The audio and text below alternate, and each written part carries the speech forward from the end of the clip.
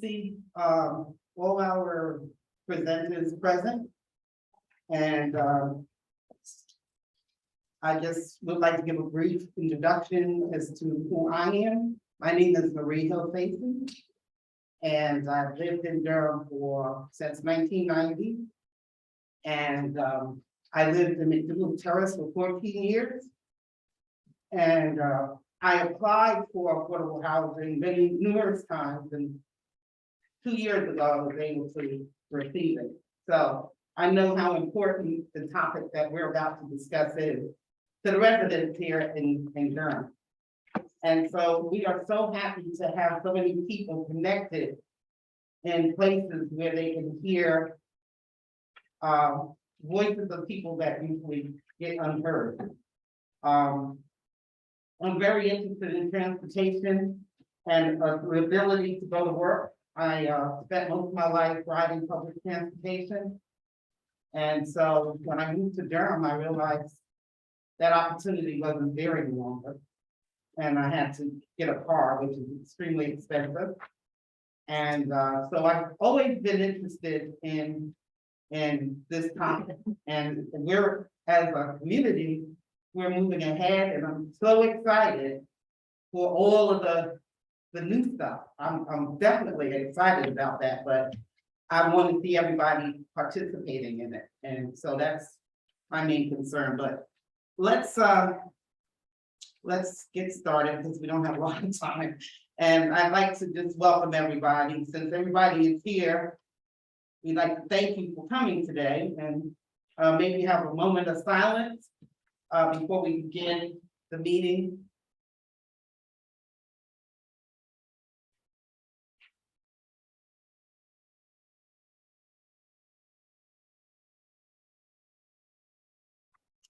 All right, and we just want to make sure that we cover everything that we're asking to cover.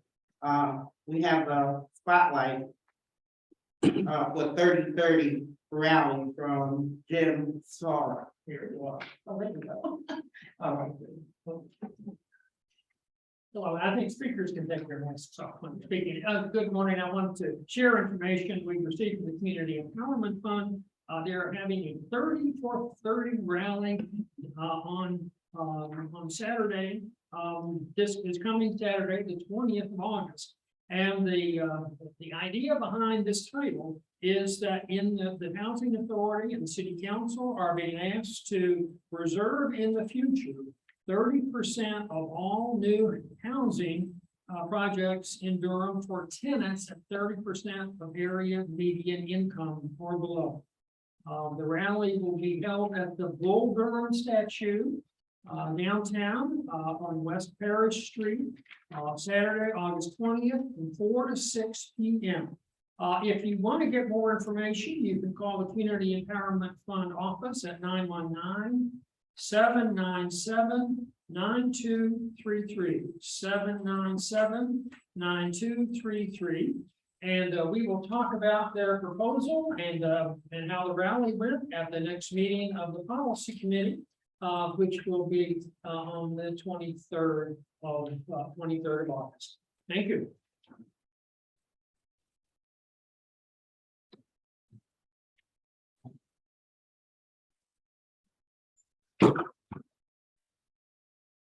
Good afternoon. I'm John Talmadge, member of the coordinating committee and executive director of Like Durham, and pleased to be moderating today's session with our esteemed panel from various city departments, planning and counting. Thank you. So we'll have a presentation from Scott Whiteman of the City County Planning Department, and then discussion of these items about the integration of comprehensive plan, transit investments, and the affordable housing plan, affordable housing investments, from Karen Lado with the Department of Community Development. She's the Assistant Director for Strategy, and then Sean Egan, the city's Director of the Transportation Department, and Ellen Beckman, the county's transportation management. This is a timely topic because the comprehensive plan has been going through the policy development phase and is coming up on the next stage of recommendations that will be considered by city and county, and Scott will share that. There was an element that was done earlier on of a place type map that included transit priority areas. And we asked Scott and then the others to discuss how can those areas be leveraged for transit investment, affordable housing, and mixed use development to make them places that really work for a broad spectrum of Durham's community. And so that's the context that we gave them. The other element that is very timely is the transit plan is out for public comment now, and we'll be moving through the approval process toward the end of this year. And so this is the time to make sure that these are coming together and that we're getting the best benefits out of the various, these really long range plans that are being developed. So I'm going to turn it over to Scott right now. He's got a presentation that he will bring up. I'll ask that you do, if you're online, add your questions or comments in the chat, and we will have time for those. And then we've got a number of people here in the room, and so when we get to the Q&A period, I'll be calling on people who might have questions here in the room. Scott. Thanks, John. Is it all right if can I present from right here? I'm Scott Whiteman. I'm a planning manager with the City County Planning Department. Me and my staff have been working on a new comprehensive plan for Durham since both city and county since 2019. Well, you can see that I recycled this PowerPoint. I forgot to change the title. Sorry about that. You get the next slide.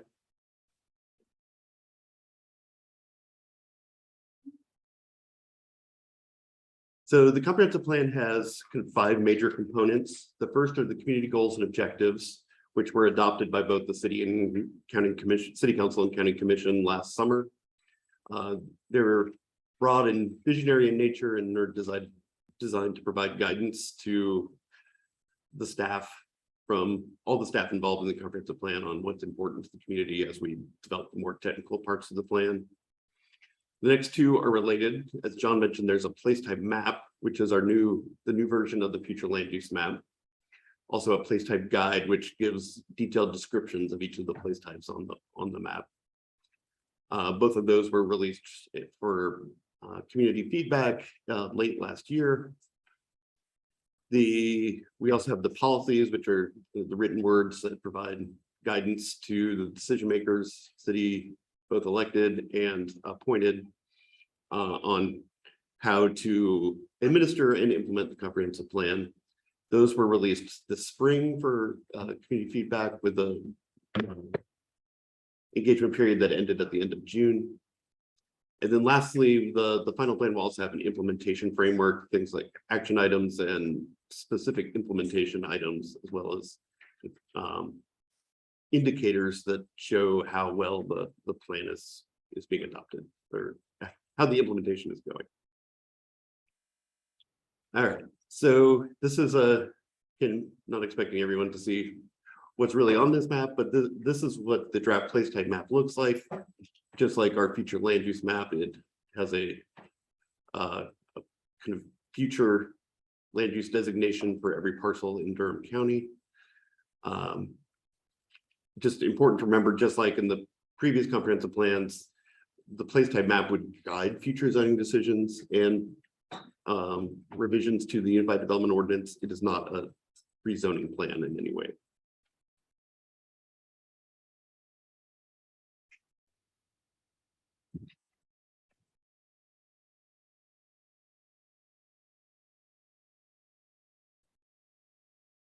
So one of the signature things in our new comprehensive plan that might be of interest to this group are what we're calling transit opportunity areas. These are kind of like, for those of you who are familiar, the compact neighborhoods in the 2005 comprehensive plan, which was designed for allowing higher density mixed use around what was that time predominantly the proposed light rail stations. We took a different approach with this comprehensive plan, looking for areas where higher intensity mixed use development could be appropriate, using as a model our existing, and at backbone really, our existing bus routes and any planned bus routes in the proposed transit plan. While it does incorporate the recommendations for commuter rail stations, really it's planned around the bus first. This will likely mean that they'll be less intense than the original compact neighborhoods were anticipated to be, but there's provides a lot more opportunity for housing along transit throughout the city. So these are mostly areas where we have existing non-residential development or commercial development. Think of places like South Point Mall or Northgate, or areas where there's significant vacant land that's along a bus route. Some of those include the areas out near the Glen Station Walmart and up north near Lado and Infinity Roads.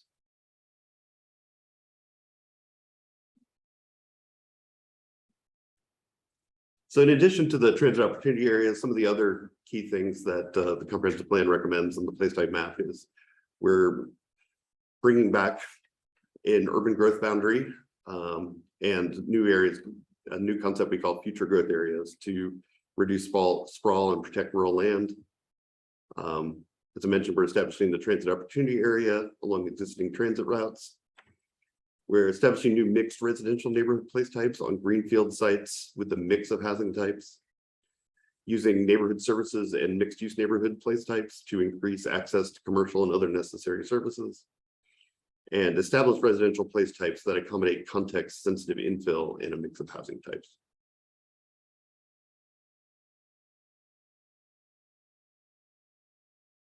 So next, as I mentioned, we had 227 draft policies that were released for comment in April. I believe that there are quite a few people in this room and on the Zoom that probably read all 227, thought about them a lot. Some of the key concepts that are found in the policies is focus more growth within the existing city footprint to better coordinate new development and infrastructure investment, which includes transit. Ensuring we are prioritizing equitable processes and outcomes, provide residents with better access to daily needs, coordinate transportation options and housing placement, focus on transportation improvements that are not car-centric, ensure better use of available land, prioritize housing access and affordability, and improve community resiliency and sustainability. So next I'll go over, I picked 4 policies that I put in here verbatim from the draft, which I thought might be of most interest to the coalition. Next slide. The first is to include affordable housing in new development proposals, negotiate to ensure that proposed housing meets the needs of Durham residents in terms of unit sizes, housing types, levels of affordability, ADA accessibility, and locations. So what this is getting at is that affordable housing, we want affordable housing to be developed throughout Durham County, but we know that the affordability levels and the exact strategies are going to vary a lot depending on where it is and what kind of development it is. The second is to distribute housing that is accessible to those with low incomes equitably throughout Durham, identify and ensure appropriate locations for affordable housing near jobs, services, and existing or planned transit service. This includes affordable housing, shelters, and government-placed residents. I think that one speaks for itself. If you get the next slide.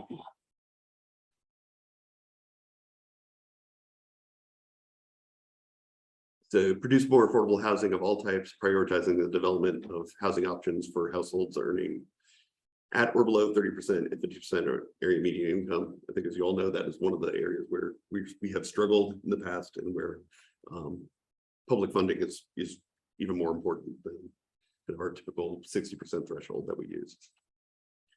And then collaborate with residents on proposed mixed use or transit oriented communities focused on those most in need of affordable housing and transportation.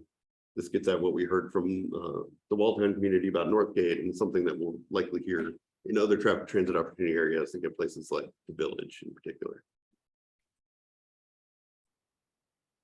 So just a close-up example of the place type map where there's a transit opportunity area, one that you might actually be able to see. So the light purple there is the transit opportunity area that's located north of Durham Regional, Duke Regional. It's always going to be Durham Regional in my heart. Which is if you know, it's a collection of auto-oriented commercial and office with a whole lot of parking. It's got several existing transit routes. There are some planned transit improvements in the transit plan that would increase service in this area. So this provides a lot of opportunity for one to reuse existing developed sites that already have city infrastructure and transit access for higher density development, and to provide housing of a range of incomes near an area that already has a lot of jobs available. Next slide. So what's next in our process is, so we're working on, can you go back to the previous slide? Oh, there's one in between. There we go. We're working on revising the draft policies based on the input we received. We're going to add action items that'll be coupled with all the policies and develop an implementation framework where this will all be included in a final draft plan that we anticipate being released sometime around the beginning of October. Then we'll do one last round of community engagement on that full draft plan before beginning the public hearing and adoption process sometime in the winter. My hope is December, but we'll just say winter to keep my options open. And then the next slide basically covers what I just said, but in a graph form. So with that, I'd be happy to answer any questions.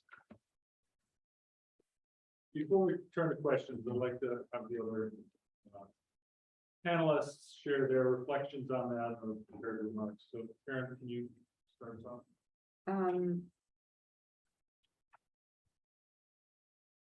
So what I would say as a starting point is that the direction of the comprehensive plan is, very proactively trying to address the needs for affordable housing in the community.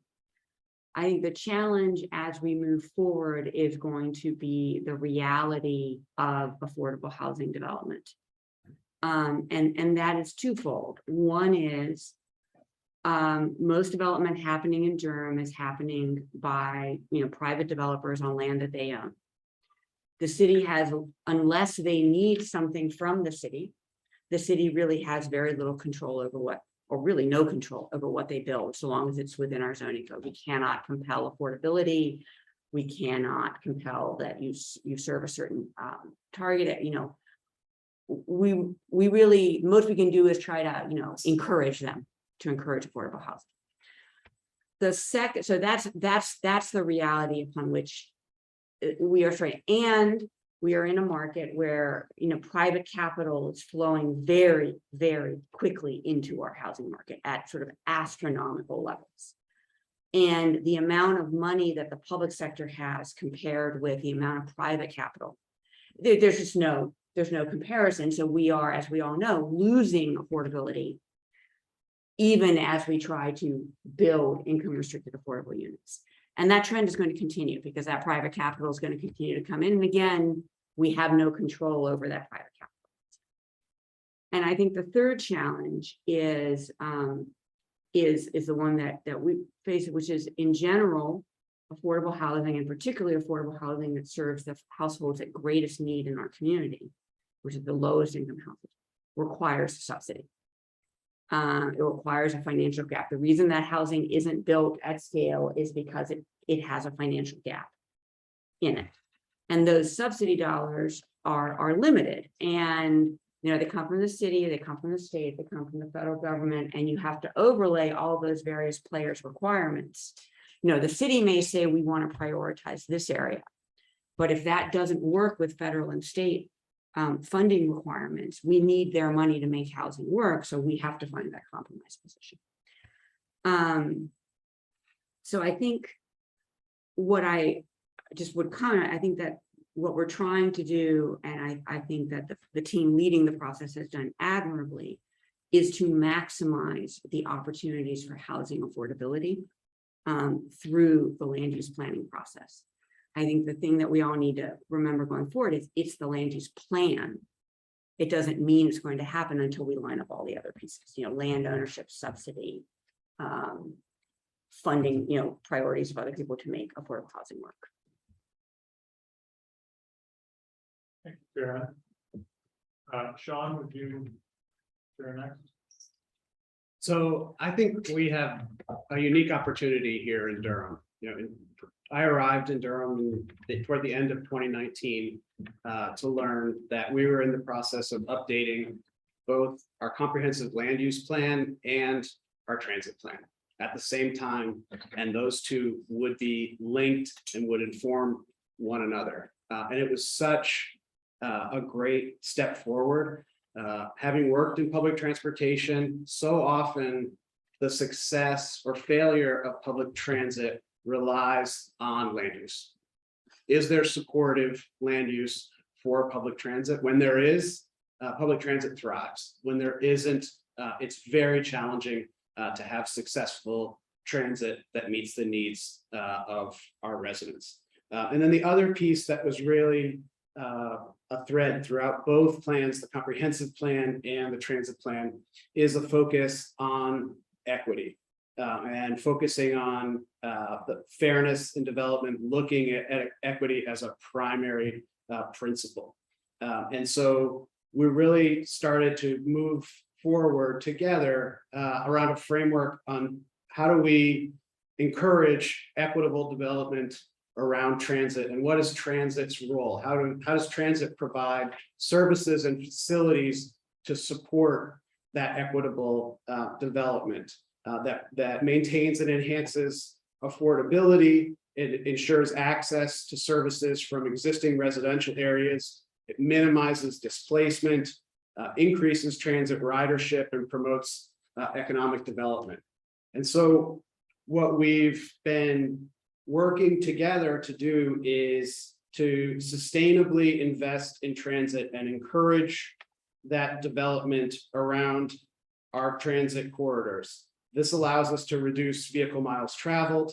It reduces carbon emissions and air pollutants, and it supports active and healthy lifestyles and reduces overall household expenses. One of the things that we've done as a result of what we've learned through the pandemic about how critical transit is for essential workers in our community and to address the equity goals of our community, is we've made Go Durham services free.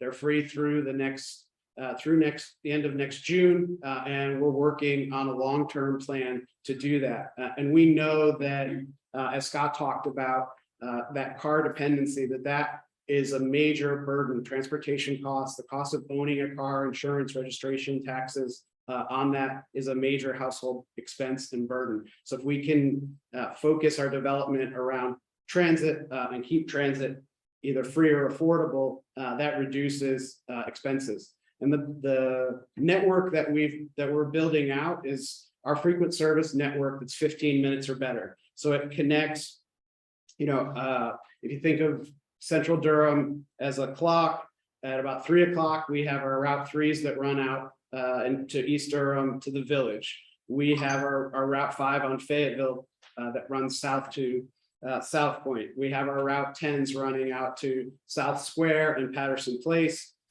We have services on Main Street from 55 on the east side out to the Irwin Road corridor where Duke Hospital and the VA are. And then we're working through support from the transit plan to build out a northern route along the Route 9 that would provide that 15-minute service to Duke Regional Hospital and the surrounding community, because we know that the land use there is very supportive of transit, and we want to continue to encourage that. So I think we have really worked well together. There's work to do, but to the extent that we can continue to focus that equitable development around that frequent service, that makes the land use align with the goals that Scott laid out, and it sets the table for transit services and infrastructure to be successful as well. Thank you, Sean. Ellen? Thank you. I'll try not to be too repetitive, since a lot of people have already talked a lot about the transit plan. But just to reiterate, our draft recommended transit plan is out right now for public comment. We have a survey open through August 19th, so I encourage you and anyone you know to fill out our survey. It's on the engagedurham.com website. And our goal is to adopt the final plan by the 3 boards later this year. So we'll be making a lot of critical decisions in the next few months on what is in that final plan. But the draft recommended plan shows you what is recommended at this point. There's 4 key themes that reflect what we heard from our public engagement process throughout the process. First was to improve the current system. As mentioned, the transit plan has a focus on equity, and we specifically reached out to and summarized what we heard from transit riders. And we made that our top priority in what we funded in the draft recommended plan.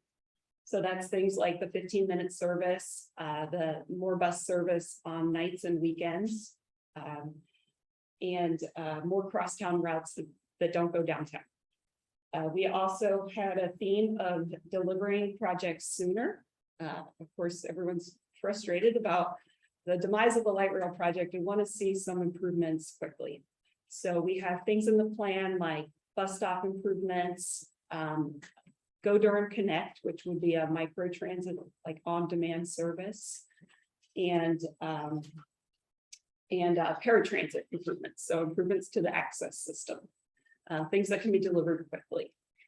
And then a better experience at stops and stations. We have funding in the plan to improve all the bus stops in Durham.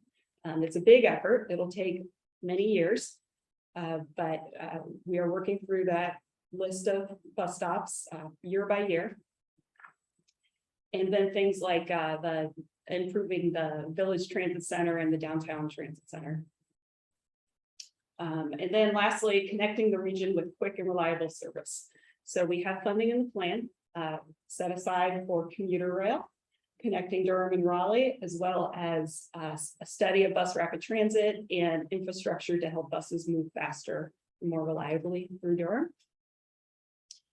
Overall, 73% of our transit plan funding is going towards bus improvements and 27% for commuter rail.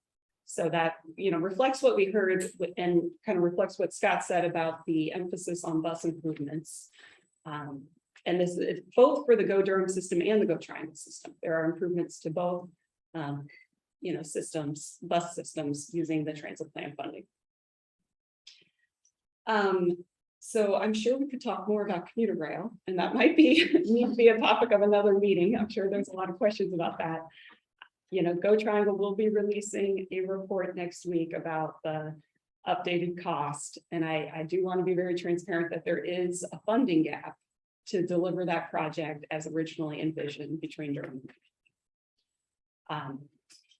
But like I said, we have a lot of improvements that aren't commuter rail. 73% are for bus improvements. And those are things that, we'll be focusing on in the early years of the plan.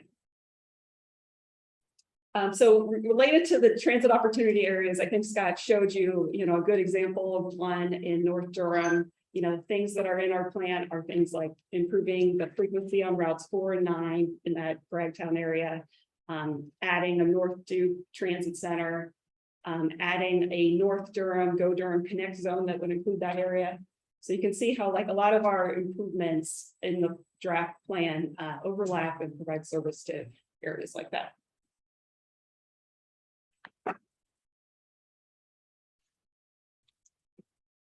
Thank you, Ellen.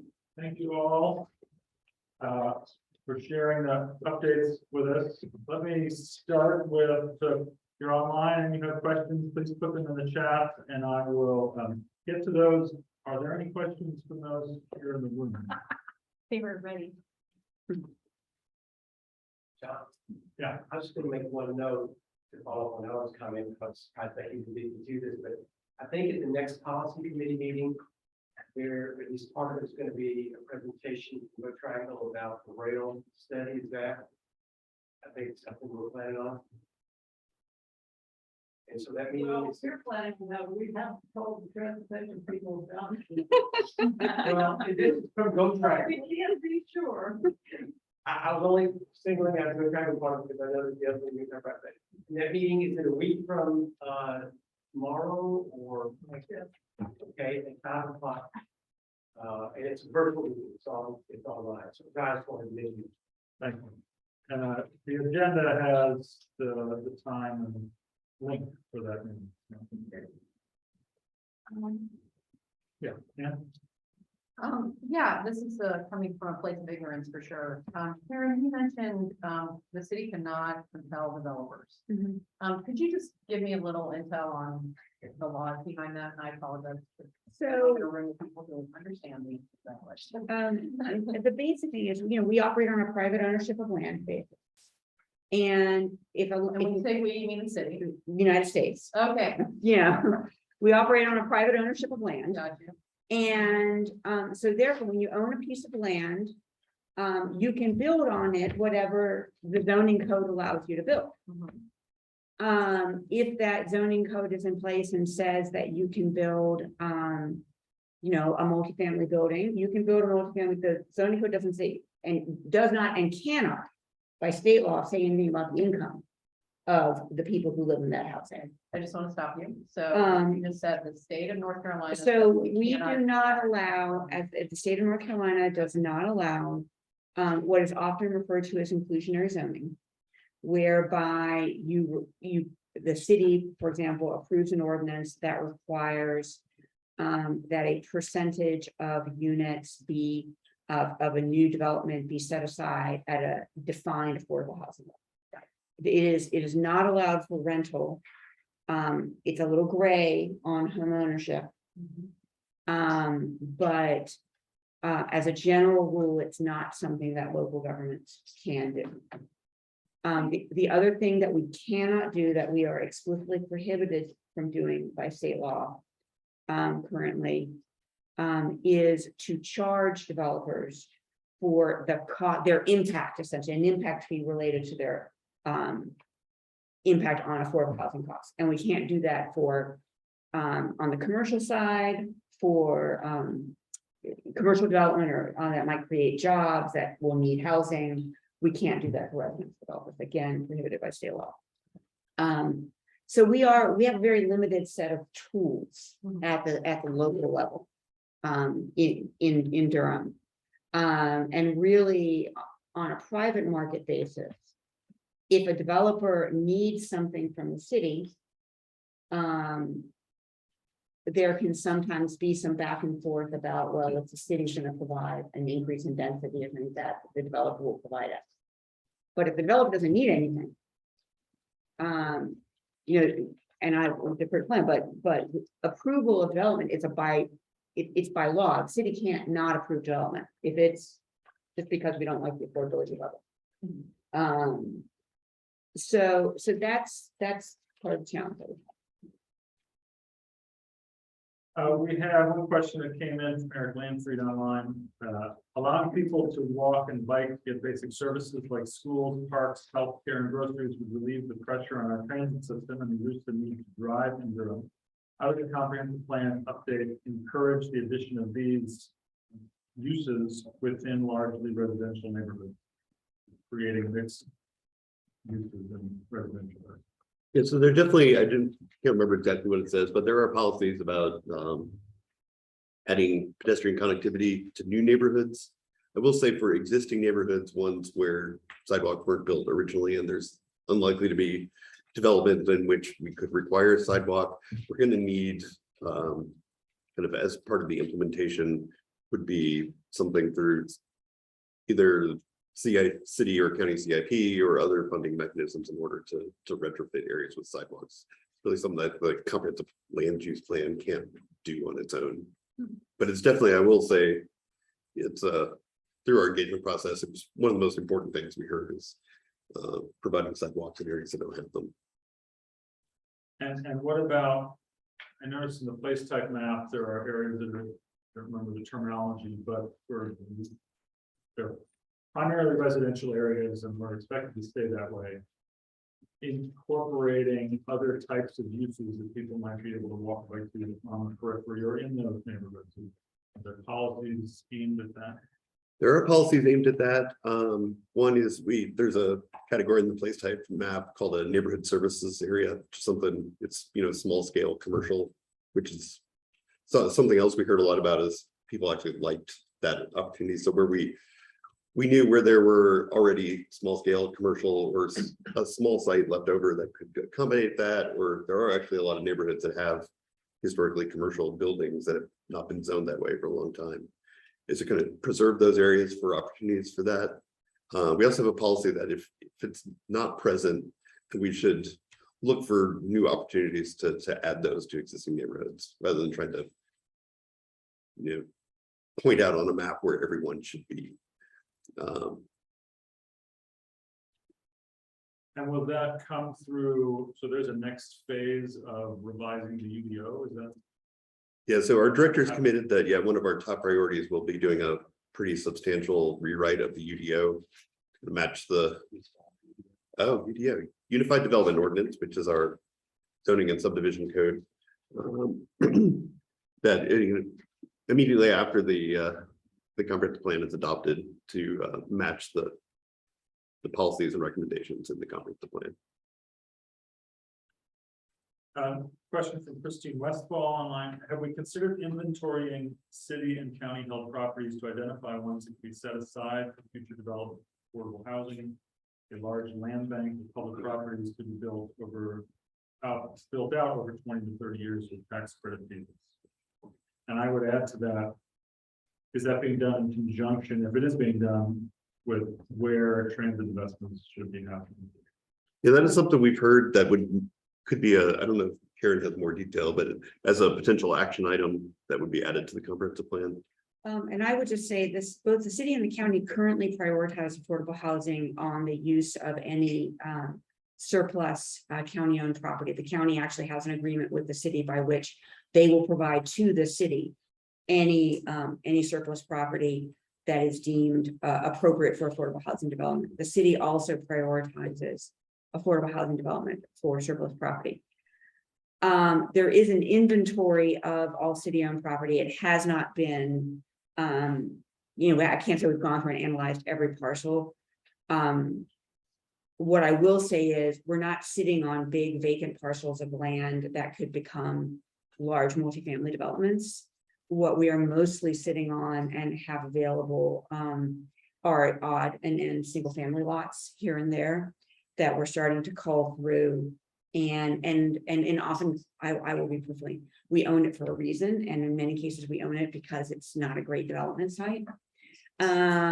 So we are going through the process of identifying those parcels and putting them up through an RFP process for affordable housing development. In fact, we have already in our inventory some parcels that we got from the county that will be part of our next.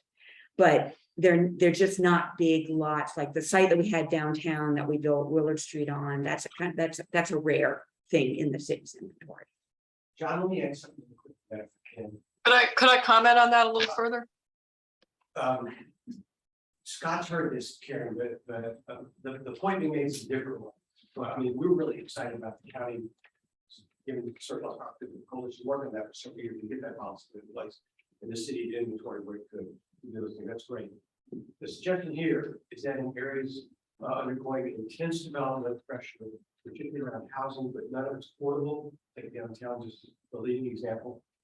The city and the county own a lot of properties, not vacant, not empty, but with 1 and 2 story structures.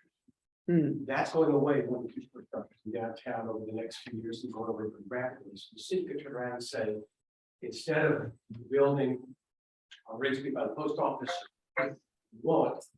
instead of maintaining that or using that, we could actually put it out for a public-private partnership. Part of which would go 5-10 stories, which is what you're getting in downtown. Ensure that some of that was housing and ensure that of the housing, go back and great, most of it was housing because we need housing units, period. But ensure of that a healthy percentage similar to what we got at Village, well, not at Village Street, but at 505 and some of the proposals. But that kind of healthy percentage of it is affordable. That's the kind of inventory that the city Right. and county can do. I say in your spare time, because I know the existing resources that you and others in community development deal with are stretched already, but that's what the idea, if we move to identify those and hold them and start looking for opportunities that we can make things happen. Absolutely. And so, for example, our office building as community development is slated to be affordable housing. Yeah. However, we got to get to that project and we have to have the subsidy dollars Exactly, available exactly. to build it. But having the land is a great first step. Yeah. I think we have someone online. Well, that's the additional comment I wanted to make, and Wib raised this idea last week and really is exciting to me. And I remember hearing that San Francisco or one of the Bay Area communities was doing this, you know, as a future policy to address the very issue you raised, Karen, which is that we just have so little control over what private sector developers do. And I guess the point I'd like to add is I think we should consider looking at this as a long-term strategy. Karen, as you often say, we're playing a long game with affordable housing development. So I hear that we are currently looking at surplus properties and we're trying to find subsidy and all that. But if the city and county can agree to essentially land bank these 1- and 2-story properties that are either not at their highest or best use now, or they won't be in 10 years. Let's look up and out, you know? And I mean, develop a 20 or 30-year strategy. If we have these set aside, knowing that in 10 years, it's going to be ready for denser development, then we have time to line up those tax credit deals over time. But it takes looking up and out and setting it aside now so that, you know, we have it there in 10 years, 20 years. Thank you, Christine. We have another question from Selena Mack, which was approximately how many private developers have utilized Durham's incentives to include affordable housing units in their private development? Do we know that? I have a list. So Durham has an affordable housing bonus that is built into the zoning code. And I would say we maybe have half a dozen developers that are at some stage of considering using the affordable housing bonus. Second, we also have development agreements, which is sort of a negotiated agreement. We have one completed development agreement and a couple under discussion. And then we have a number of developers, and I would say something that has increased substantially in the past year, who are choosing to proffer, which is to offer affordable units as part of requests for rezoning or other action by the city. So they're not specifically using the bonus, the affordable housing bonus, but they are agreeing to proffer. And I wouldn't know, but maybe we have 8, 10 somewhere in there in the sky if those jive. That's about right. So it's not a flood, but it's not zero either. We have a question from Raphael Mazer about specific to Northgate, but I'm going to broaden it out to this broader conversation. So his question is about what can the city do to help make affordable housing part of the Northgate redevelopment, where people are being priced out of the place that they grew up. And more broadly, I'm thinking Northgate is a place that's a transit opportunity area, redevelopment's happening, but right now the rules are not getting affordability out of that. You identified the place up north of Durham Regional, some people call it Duke Regional Hospital. Right, which is transit opportunity zone, there's more transit service that's going to be put in that place, hopefully the facilities are better up there, but what will be done to analyze where the city's limited resources can be put to either build, provide those subsidies for affordability or create other mechanisms so that we get affordability out of some of these transit opportunity areas that are scattered around the city. So I think one of the things we'll definitely need to do with our revision to the Unified Development Ordinance is look at the existing density bonus. It's in what's currently our compact neighborhoods, we have a pretty substantial bonus that you get for including affordable units, which is the one seems to sort of start to be working. Yeah. Where the standard bonus that we've had in there for years for the rest of Durham does not seem to work at all. So we definitely need to relook at the bonus to try to get that to work. And how we can kind of calibrate it correctly so that as many properties in the transit opportunity areas can take advantage of that. There are also a lot of these areas will still need, particularly in the years immediately after the comprehensive plan is adopted, we'll still need to go through the rezoning process in order to get kind of densities and intensities that would be permitted in a transit opportunity area. So that provides some opportunity to get through the negotiation process, some affordability built in. And then for where we kind of focus our resources, I think that's the question that Karen's about to answer.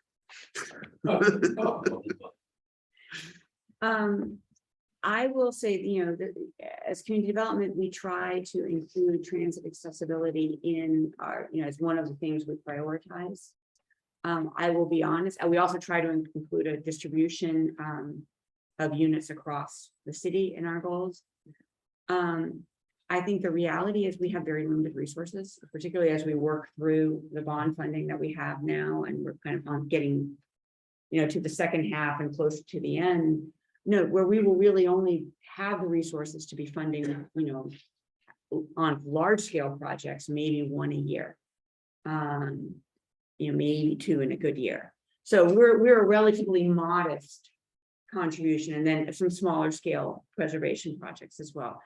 But I think one of the challenges is that even in a city like Durham that is really going above and beyond and dedicating its own resources towards affordable housing, we now put more city money in to affordable housing and voters have agreed to this, then we get federal funds, which is very unusual for a city our size. It's just a very modest against the scale of development that is happening in the community, and that's one of the challenges. So we always have to look at, and this is why the conversation is important, is how do we leverage against everything else we can do? Other people's money, as well as increased density, access to transit, anything that really makes our investment the highest impact possible. Well, unfortunately, we need to close this portion. I really appreciate the time and the work that our panel is doing here on these important policy elements. We do have some updates. Okay, it seems like a good way to close this part, if you don't mind. Okay, I'll take 2 seconds. Okay. I would sure like to know what you think the coalition, the public, but in particular the coalition, can do to sort of go to the next step. We worked on coming up with policies for affordable housing around the light rail stops. We obviously worked on various policies around expanding housing choices. We were big supporters of the bond, and I like to be doing things that are productive instead of we're not an NIMBY, no, we don't want it developed. We want to be there in the mix. So I can't quite figure out, we become experts on development agreements or participate actually in the UBO update. What can we do? Yeah, well, definitely I would stay tuned and participate in the UDO update, particularly when thinking about the density bonus from the different experiences in this room, trying to understand what would actually work. And then the second thing is you all can think about, we have to be, we're kind of tied to being pretty vague about affordable housing strategies through zoning in the comprehensive plan. Can't put it out there that we're trying to do some sort of contract zoning or backdoor inclusionary zoning. But those are the sorts of things that a non-government coalition could certainly work on what priority is for what parts of town. Like what do we, in Southeast Durham where it's large single family developments with expensive HOAs, what's the strategy there versus the strategy downtown or the strategy in South Square or something like that?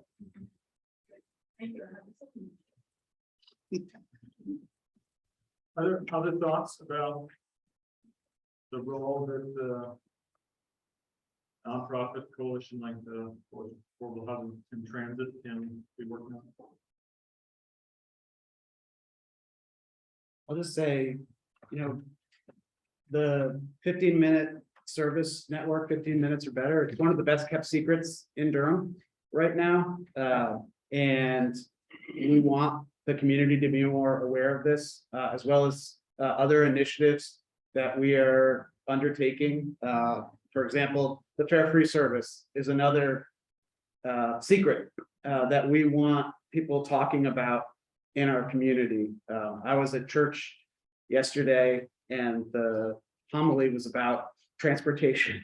And I walked up to the priest afterward and I said, we really could have used a plug for fare free service on Go Durham in your homily yesterday. So getting the word out about the 15-minute service network, the fare free service, and then other changes. We've recently introduced a new stroller policy, for example.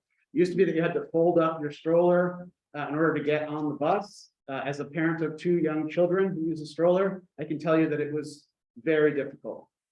So right now, under the new policy that was enacted this month, strollers can remain unfolded. We'll deploy the wheelchair ramp and you can roll right onto the bus, use one of the wheelchair positions at the front of the bus.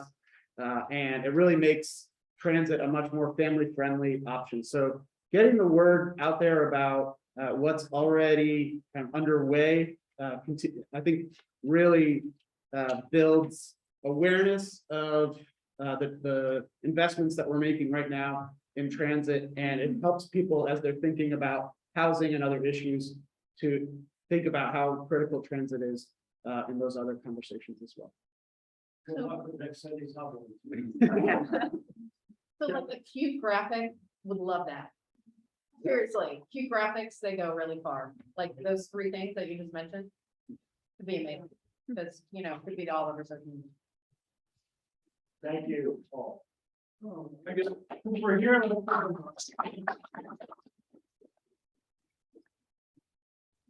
And we'd just like to thank you again for coming. We appreciate all the information, timely as it was. I'm sure there was a lot of folks out there listening and probably would like to contact you maybe if they can. Get your emails and contact you if they have further questions on the topic. So we'd just like to Becky, you want to call for the new members? Are you gonna do that? We have a few updates first. Oh, okay. Briefly. All right, DHA, downtown and neighborhood plan, Dan. I'll be quick because there's so much I could say. It'll take up another hour or so to talk about the current planning. But in January, we announced the second phase of our downtown plan that has to do with the Fayette Place property, Forest Hill property, and the property where our office is over here in the Criminal Justice Resource Center. 2 of those sites have already started community planning meetings. This have been in June, July, and August. At least 3 for each of the first 2 sites I mentioned. Working with the county on some issues before we get further into planning on that. But I will tell you the planning meetings we've had have been well attended, very vocal, a lot of discussion and changes have come to both plans as a result of the input that's come. And there will be other changes. The developers will go back and they'll come back in September with another set of community meetings to get further feedback before any kind of development agreement is signed. But thus far, I think it's going well. A lot of discussion, a lot of community input. Thanks. And Jen Swara.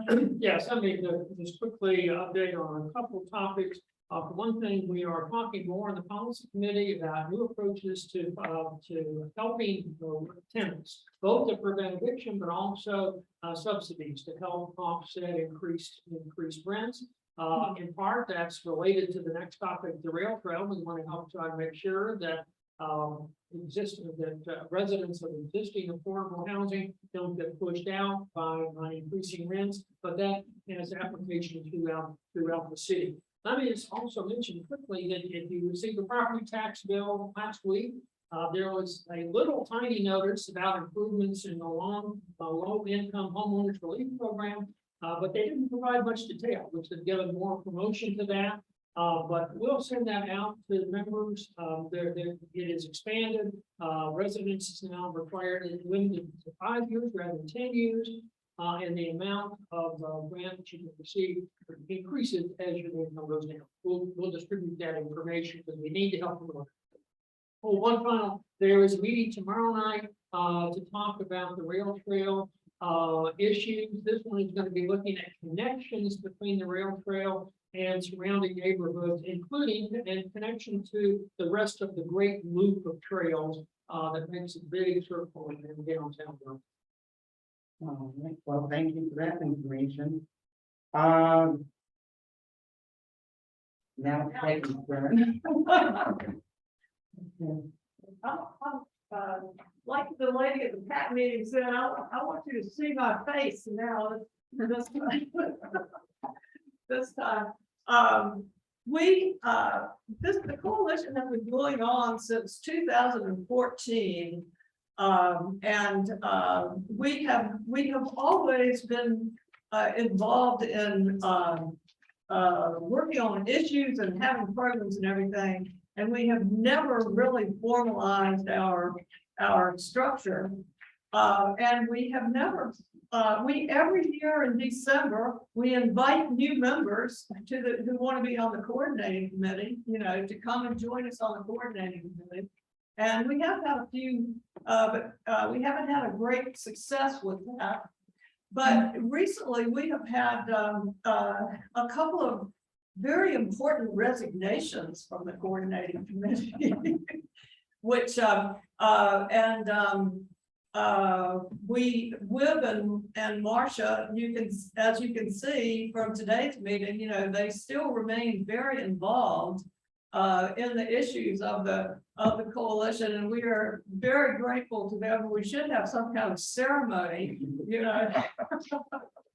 in appreciation for the long years of sending out the agendas and doing the minutes and preparing and making the nitty-gritty things and making contact with people and inviting the guest speakers in some cases before they announce that the meeting is going to happen on this topic, such and such time. But so we want to make a bigger push to make sure that everybody is aware of what the coordinating committee is doing, and invite new members to come. And we welcome people who are dedicated to the efforts that we're trying to make around the community, to improve affordable housing and transit through and advocate for various policies, so that's really the main qualification, that and come to some meetings, keep up with us.